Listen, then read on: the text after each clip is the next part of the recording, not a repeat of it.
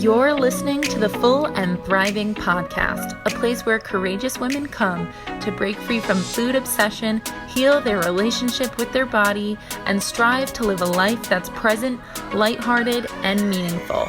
If you're listening, my wish is that this podcast serves as a catalyst that inspires you to nourish your body, nurture your mind, and energize your spirit.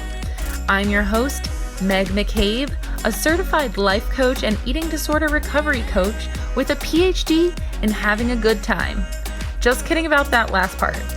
Anyway, thank you so much for listening and enjoy the show.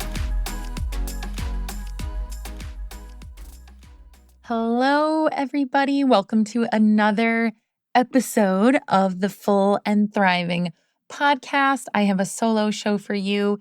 And I am just feeling so amazing this morning. I actually recently bought a gratitude journal and also a normal journal because I'm a big journaling fan.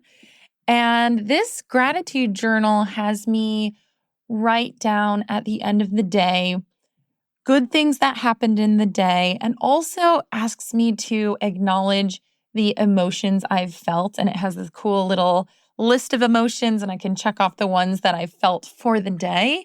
And I have to say that there have been so many days recently where I have checked off the box joy, which honestly earlier this year and for years previously, that felt almost impossible for me to access just because my previous relationship was so challenging and it was always blocking me from feeling aligned with pure joy. So just being more free and aligned with that feels so amazing. And I've also been spending time with friends that I've had for a lifetime, just moving back home and being with people I have like a history with and embracing the outdoors. The weather has been amazing. I've been actually listening to music that I've felt too fragile to listen to in years. And by that, I mean, I had to consciously avoid songs by Taylor Swift and other artists because they would just crack me open and I would start to cry because I was going through something, you know? And anyway, I'm listening to music again that have beautiful lyrics that feel sad, and I'm okay with it. And it's just so nice. I don't feel like so emotionally vulnerable in that way anymore. I've also started to engage in joyful movement again, which I've never been like a serious, consistent athlete. Exercise was part of my eating disorder a bit, but it was never a huge issue for me. And so I've just kind of reconnected with movement again. It seems to ebb and flow in my life, but I've engaged in joyful movement again. I'm actually starting to do cycle bar, which is like a spin class that feels like the club. And honestly, it is so much fun. I'm also there for the music and for the inspirational talks that the instructors give and for the fun. So things are going really well for me. And I've got to say something. I've finally reached the point where I can fully feel the benefits of doing the hard thing and going through the breakup earlier this year. And you guys who are fans of the show know that I ended my almost 5-year relationship in March of 2022.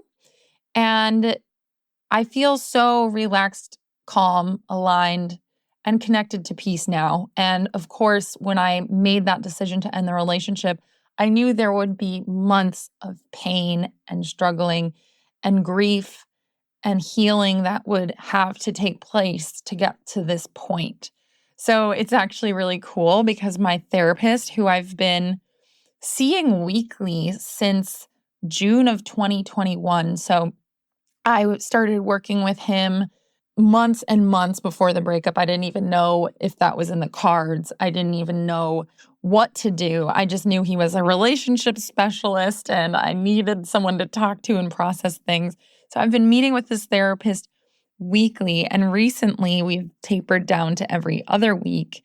And our calls and therapy feel like more of a celebration. Like we're both on the other side of this. And it's really nice. I feel like he looks at me and is like proud of all the work I've done and can see the growth. And together we've had this shared goal of making me become fully myself, feel like a whole person. And I really do feel like I'm showing up as a whole woman in life, which feels amazing. So I'm doing great. And I hope you guys are doing great too. This is your reminder that it is worth it to do the things you're afraid of. And you should never settle for a relationship or situations you're not feeling honored or respected in. And you should not be settling for your suffering. You must do the hard things. And doing the hard things is how you honor yourself. Do not keep yourself stuck or trapped in a situation where you are suffering. You need to do the hard thing.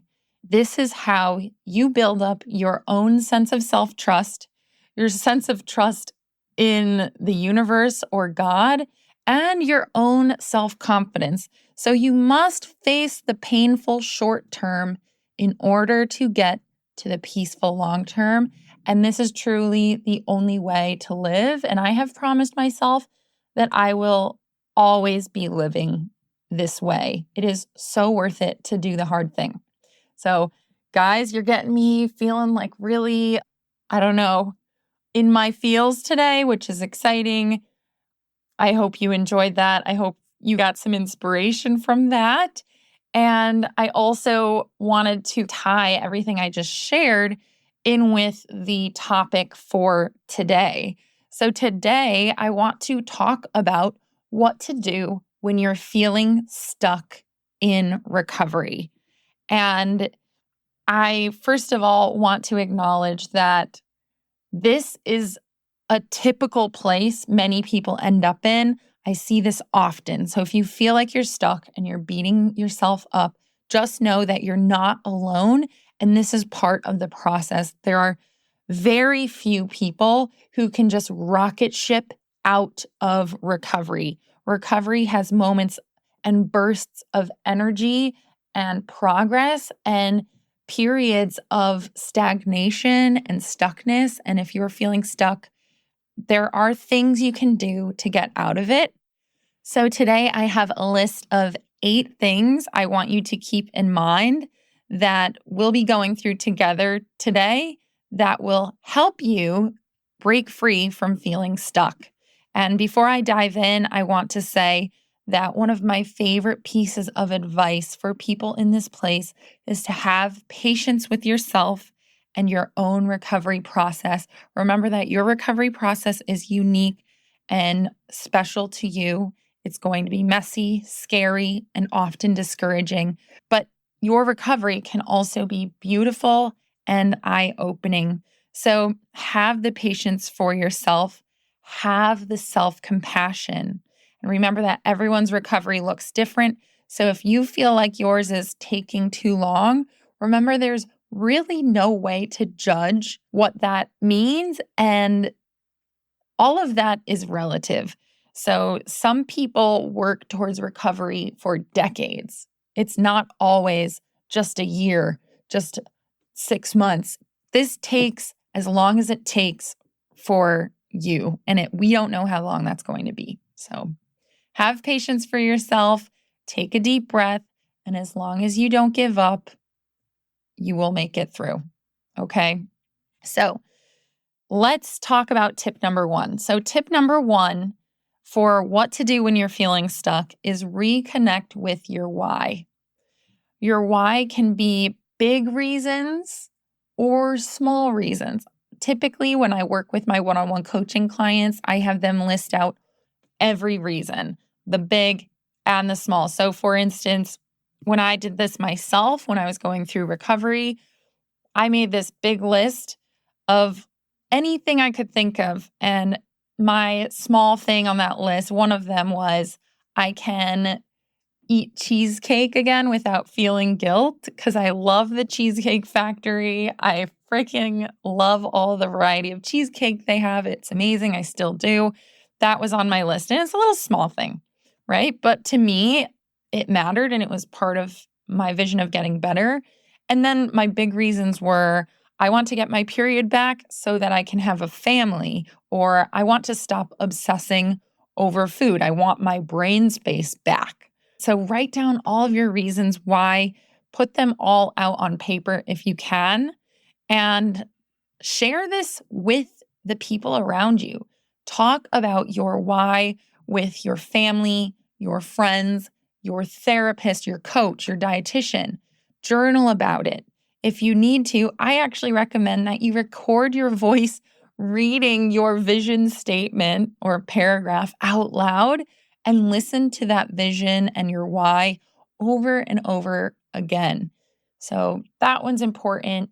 And I think it's important for you to share your why with people around you so that when you're feeling really discouraged, they can reconnect to that and remind you of why you're doing this.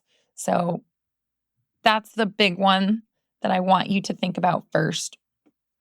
Tip number 2 is that if you're feeling stuck, you need to be processing your fears in therapy.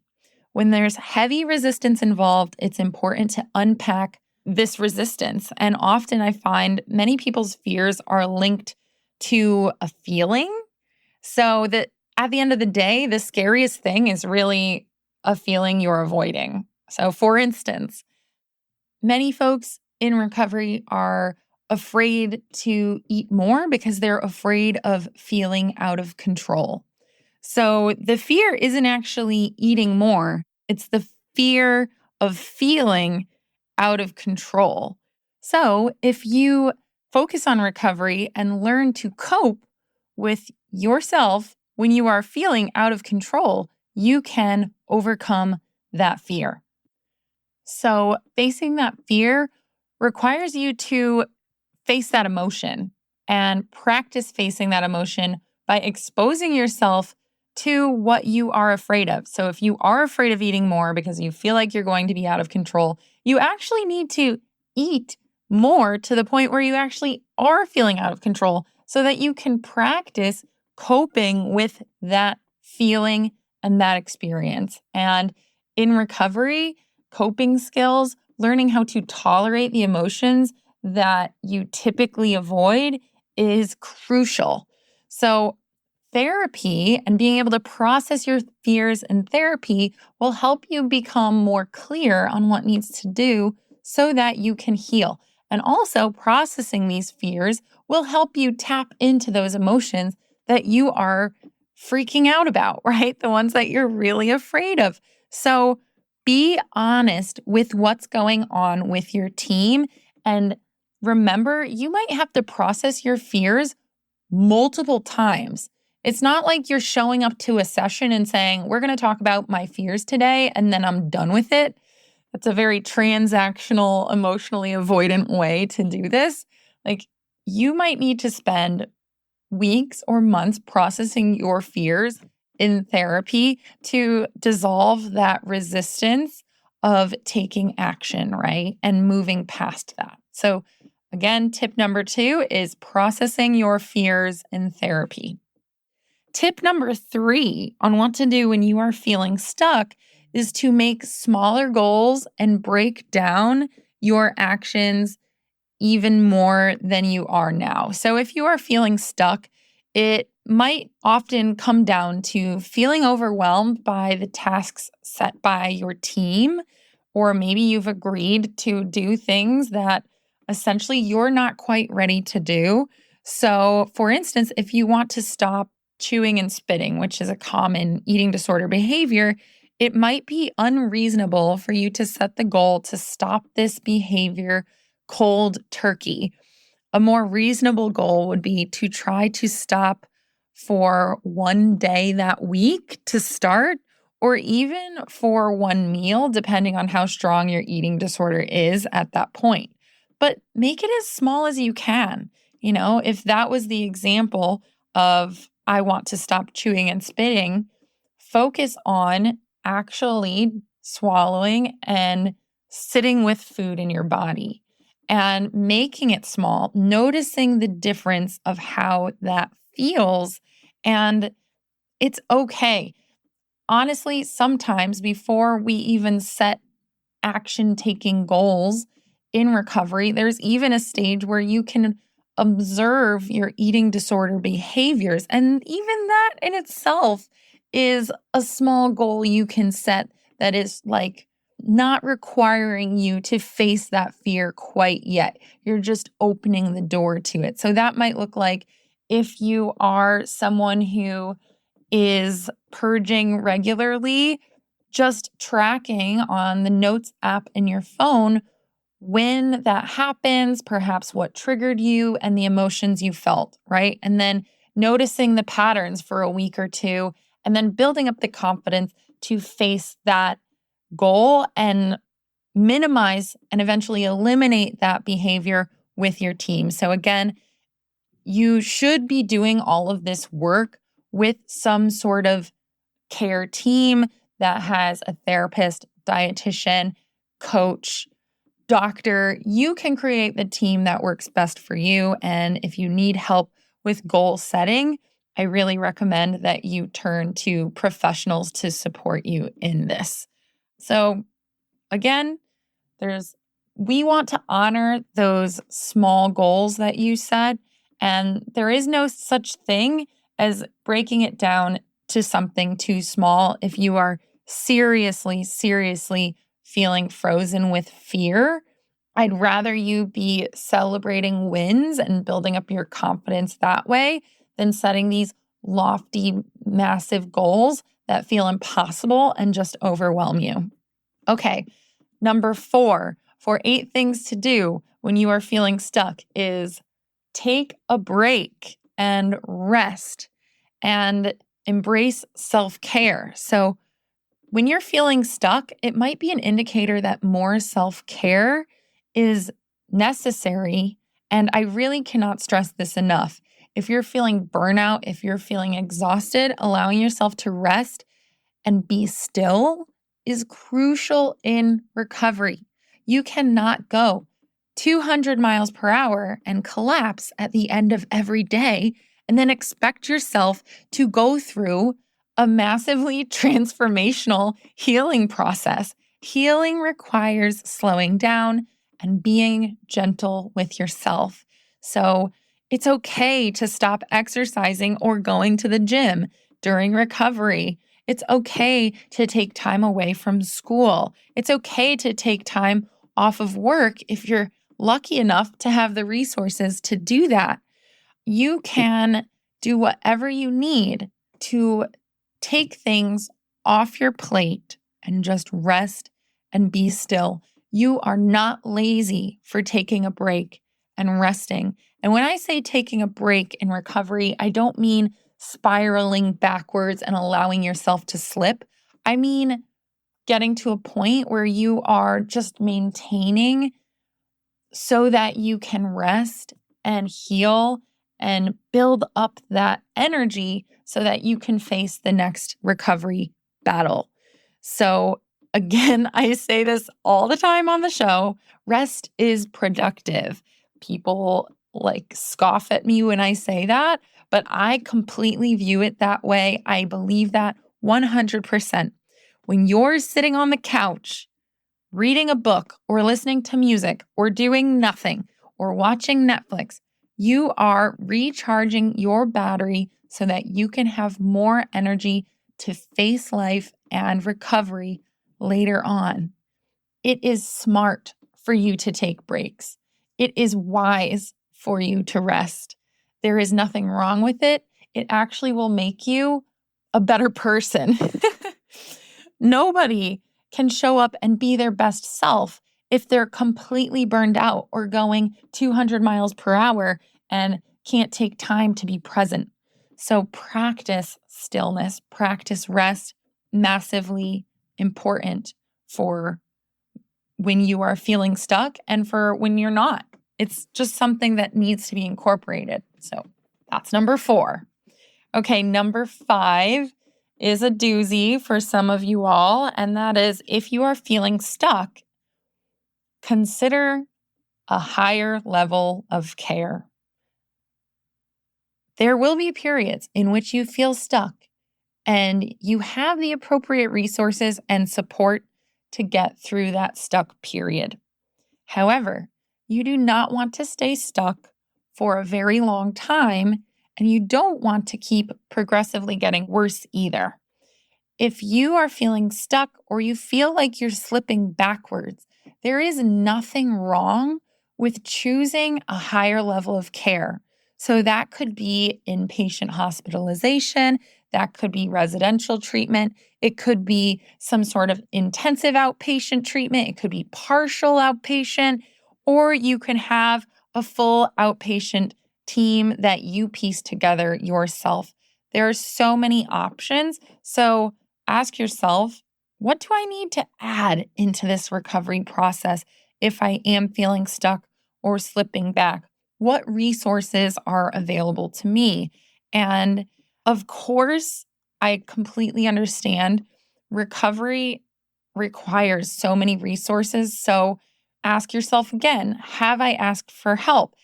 Have I utilized the free resources out there? For instance, in the United States, we have Project Heal, which provides treatment scholarships to folks in need. There's also the Butterfly Foundation in Australia, and then there's Beat Eating Disorders in the UK. They're amazing resources that I want you to take advantage of. There are also individual treatment centers and coaches who offer free support. So it is possible to find something that works for you. And then also, if you do have the resources, recognize that investing in your recovery is the most valuable thing you can do. I use this example all the time. Oprah Winfrey had disordered eating her entire life. She's struggled with body image stuff. She's struggled with diet cycling. And she has all the money in the world. And there are parts of me, there are times that I wish I had that sort of financial freedom and success. But at the end of the day, I have so much wealth in the fact that I have reached recovery, that I have reached body acceptance, that I have been able to get something so valuable. So again, if you can't feel like you can justify spending the money on your recovery, what is your full and thriving life worth to you? And another thing I just want to add here is remember when you went to college, if you did have that privilege of going to school and paying for classes, many folks in the United States have paid thousands and thousands of dollars for education in this lifetime that didn't really amount to much. You just blindly threw your money at these institutions so that you could get a degree. I'm telling you, the act of investing in your own recovery is more valuable than investing in those basic classes in college that they all forced you to take and spend thousands of dollars on that you will never look at again, right? So if you're willing to spend $3,000 on a stats class and your future has nothing to do with statistics, maybe you can invest in your own recovery on a therapist or an outpatient program or residential, and it will transform your life, right? It is an investment. And I didn't realize I was going to be going off on a little tangent about this, but it is worth it. Definitely consider a higher level of care if you are stuck. And do your research, find a program you feel comfortable with, find one that does a good job validating your experience, find one that's anti-diet and HAES informed, and make sure you educate yourself and do some research before you make that investment. Number 6 on what to do when you're feeling stuck is consider mental health medication. There is nothing wrong with incorporating medication into your recovery treatment plan if needed. Sometimes your anxiety and depression is too strong, and sometimes the chemicals in your brain are too overwhelming and imbalanced for you to actually eat regularly. And sometimes being stuck for a long period of time is an indicator of that. So there is really nothing wrong with taking medication, and there is nothing wrong with you if you choose to use mental health medication to support your recovery. I have seen the proper medication transform someone's ability to eat. So, for instance, medication might be helpful to get your anxiety levels down enough so that eating regularly and enough is more possible for you day to day.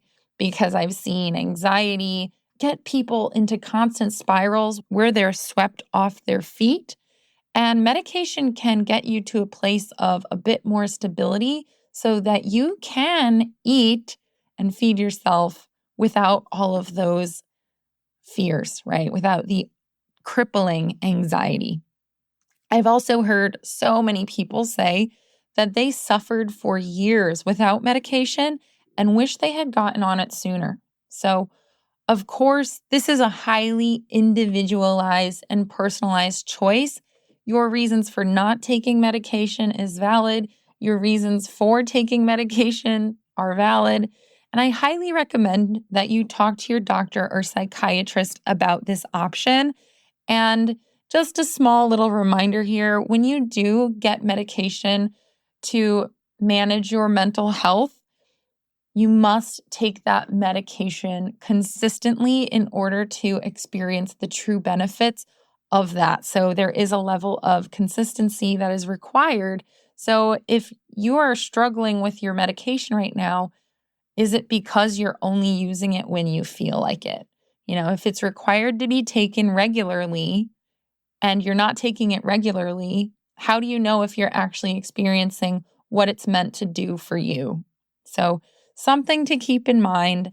There seems to be some stigma around taking medication. And I just want to say, I have all the compassion for you and I support your choice in what you choose to do with yourself in this area of recovery.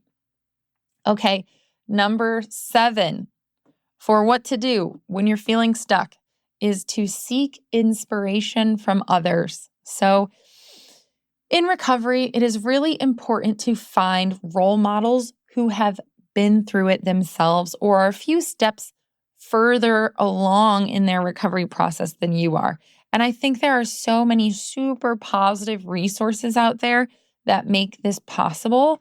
And to be honest, the feeling of inspiration is what can spark motivation and change, which is why I think seeking inspiration is so important. And one of the best ways to do this is through reading recovery books, listening to podcasts like this one, watching YouTube channels that are recovery focused and run by professionals. Of course, you must use your best discretion here. And my general rule of thumb is if you're absorbing recovery content and you see that they're posting before and after photos or creating what I eat in a day videos, they're probably not well informed enough or well trained in eating disorder recovery. So take that in and ask yourself, am I absorbing the appropriate inspiration that I need? Again, I do want to highlight that when you seek inspiration from others who are recovered, it will provide the proof to you that recovery is possible. And if they can do it, you can do it too. And if you like to make yourself the exception and the unicorn, just try to knock yourself down a few pegs and say, they can do it, I can do it. I don't want to take on this unicorn identity. I have proof that recovery is possible from X, Y, and Z person, and I'm going to take that as I can do it too. And as a coach, I think that one of my strengths is that I have lived experience of eating disorder recovery as well. So I can truly understand and empathize with the thoughts and feelings that many of my one-on-one clients and members of the recovery collective have. Try to include as many people in your treatment team as possible who are recovered so you can feel that inspiration and possibility that feels essential in recovery. And number 8 is honestly checking in with yourself and asking, are you not pushing yourself enough? And this feels like a really tender final piece that I want to end with all of you today. I want you to be honest with yourself and check in and ask, are you really working at your recovery or are you faking it and going through the motions? I have spoken to folks who are recovered now and admit that there were many years where they weren't actually as invested in the process as they let on. And they actually claim that they were faking recovery to appease others. And they were also being really dishonest with themselves. So this might not have been a conscious manipulation. It was they were just avoiding their own self-honesty. Many folks dance around the recovery action out of fear. And I completely understand how fear can prevent someone from moving forward.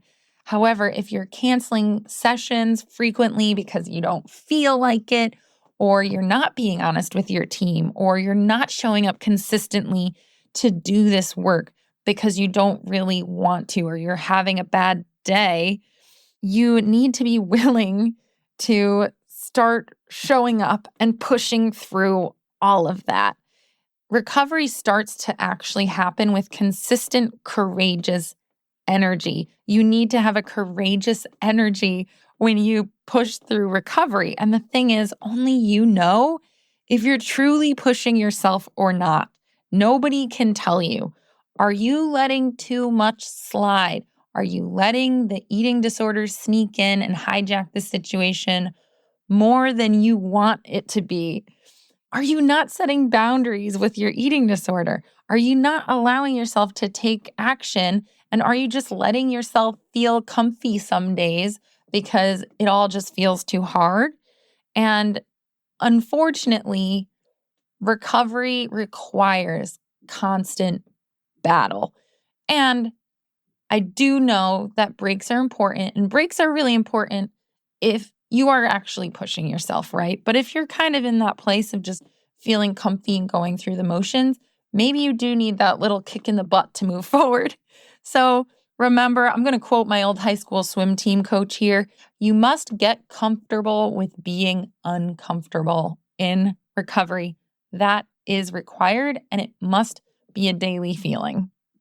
And before I let you go, I did want to end with a beautiful metaphor that I heard Dr. Jennifer Gaudiani share on her Gaudiani Clinic Instagram recently. And she posted a metaphor about feeling burnout and exhaustion and feeling stuck in recovery on her Instagram. And it was all about swimming past the breakers. And I wanted to kind of summarize that because I think it's really beautiful and important for this episode. If you're feeling stuck in recovery, there's a chance that you've been swimming in the breakers of the ocean. So that's the section of the ocean where the waves are constantly strong and, there's the white foam and all of that, and it's just tossing you around. And in this state, in recovery, when you're in the breakers, you're experiencing drastic highs and lows and committing to various parts of recovery here and there, but not consistently. And bad days just wipe you off your feet, and you're just surviving when you're in the breakers, right? It's this huge energy expense, emotional ups and downs, but you're not really going anywhere. In recovery, you must push yourself past the breakers. You must have the courage to swim beyond those, no matter how scary it feels. And once you're past the breakers, you can reach a state of more calm. Yes, there will be swells in the ocean that you must withstand and overcome once you're past the breakers, but you can actually peacefully float over those instead of feel like you're drowning. So there will be a point in your recovery when you recognize that you'd rather push past your fears and get past the breakers than stay stuck in them and keep getting tossed around. There will be that tipping point where you've been pushed around by the waves enough that you eventually have the courage to push through the waves once and for all and get to the other side. So try to have that internal courage, that, like I said, courageous energy, that fighter mentality. You're going to push yourself further than you have in the past. And I know you can do it because you're here listening to this podcast, dedicating this time to building yourself up, right? Everything you do in your recovery is going to bring you closer to that moment when you can push past the breakers. So get that energy and see what you can do. All right. So there you have it. There are the 8 things you can do when you're feeling stuck in recovery. And remember, if you're feeling stuck and this podcast has been helpful to you, I'd like to encourage you to use the application in the show notes of this episode to set up a free consultation to work with me or another recovery coach. Some of my recovery clients are doing really well and they're in a good place, and I'll soon be transitioning them to a place where they no longer need to be working with me regularly. And I feel really excited to invite you all to apply and see if we can be a good fit. And on another note, I also wanted to remind you that myself and Anne Claire have a YouTube channel, and we are putting out regular recovery videos every week on the weekend. And you can submit your recovery questions there, and we will answer them, or at least as many as we can. So we just posted an episode this weekend on physical and mental hunger. You definitely want to check that one out. It's doing really well, so I think people can relate to it. All right. With that, I just want to say have an amazing day, and thank you so much for listening, and I will catch you next time on the show.